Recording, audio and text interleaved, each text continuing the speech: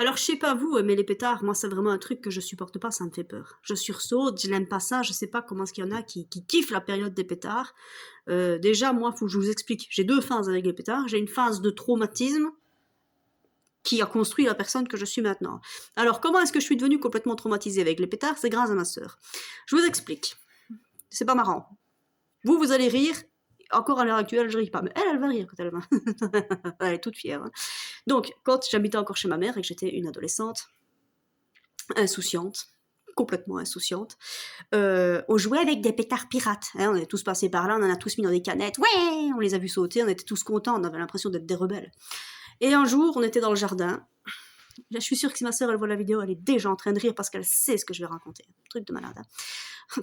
Un jour, on va dans le jardin, il neigeait, et voilà, rigole, il neigeait, et on avait un chien, voilà, on avait un labrador qui s'appelait Tina, une brave bête, magnifique.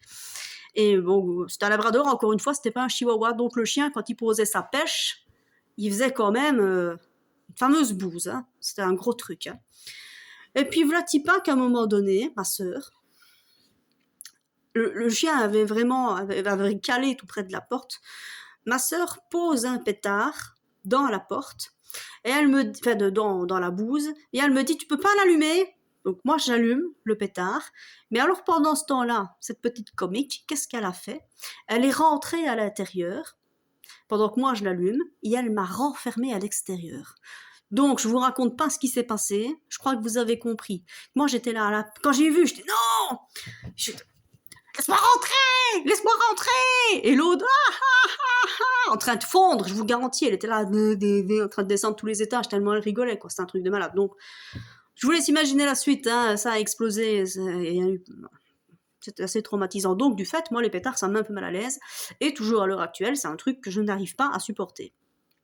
Donc, il y a quelques années d'ici, avec mon frère, on fait Nouvel An ensemble, hein, il vient chez moi, et puis après on se dit, parce que j'étais liégeoise, hein, je suis toujours d'ailleurs, on va aller faire ça au centre-ville dignement, avec tous les liégeois. À cette époque-là, on pouvait encore fréquenter les gens sans contracter une vilaine maladie, donc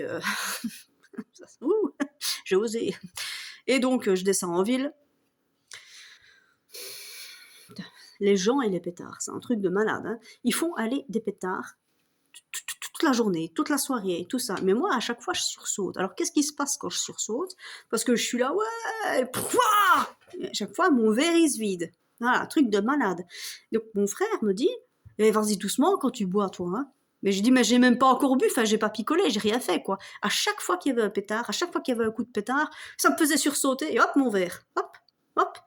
C'est comme ça qu'on a vite une réputation d'alcoolo, alors que finalement, on n'a rien fait, hein.